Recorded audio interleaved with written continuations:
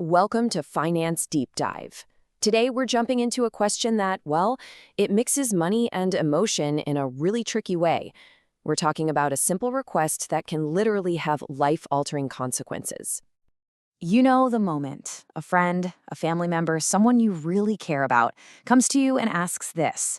It feels so simple, doesn't it? A quick signature, and boom, they get the car they need, that student loan, or the keys to their new apartment. You feel like a hero.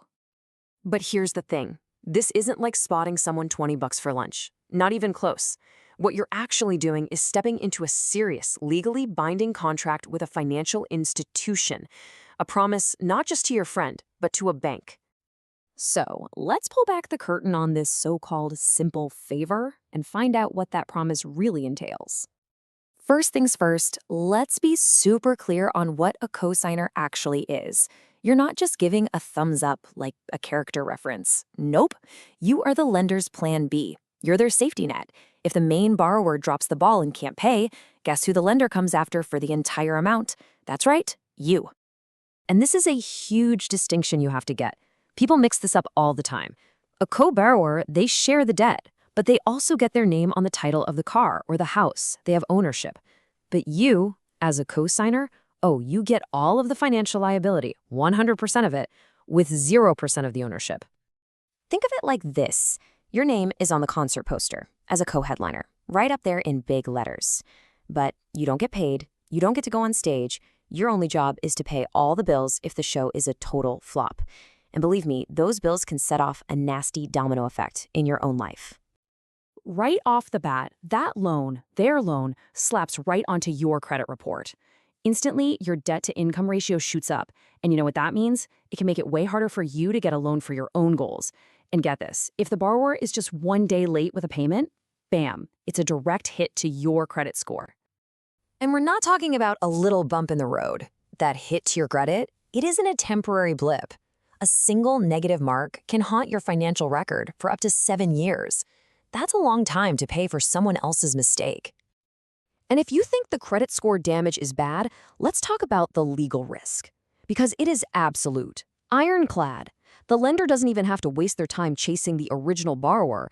They are legally allowed to skip them entirely and come straight for you. And this isn't some sneaky clause buried in the fine print. No, this is a big, bold warning that lenders are required by law to show you. They can sue you, garnish your wages, and go after your property. It's serious business. And then there's the personal cost. Because nothing poisons a friendship or family bond faster than money. Having to chase down someone you love for a payment or watching their mistake tank your own financial goals, it creates resentment. It can break relationships for good. But of all the hidden risks, there's one more. A trap, really. It's the ultimate risk, the one that almost nobody sees coming. So let's play this out. The person you co-signed for files for Chapter 7 bankruptcy. You're probably thinking, okay, phew, the debt gets wiped out, I'm off the hook, right? Absolutely wrong.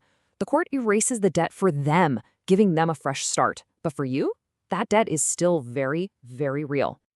So here's the crucial part. Their financial fresh start instantly becomes your financial nightmare. The lender just pivots and turns their full collection power directly onto you for the whole amount. Feeling that pressure? Good, because we're about to talk about your options. But hey, quick pause. If you are liking the content, don't forget to subscribe. It seriously motivates us to keep posting and helps us break down more topics just like this one. Okay, so after hearing all of that scary stuff, what if, for whatever reason, you're still thinking about doing it? All right, then let's talk about how you can at least try to protect yourself. Think of this as your pre-flight checklist. If you absolutely must move forward, you have to take off your friend hat and put on your banker hat. Look at your own finances first and ask the cold, hard question. Can I afford to pay this entire loan myself?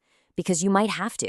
You need to see their budget, get copies of everything, and ask for online access to monitor payments. But honestly, what if there was a better way? A way to help the person you care about without putting your own financial future on the chopping block?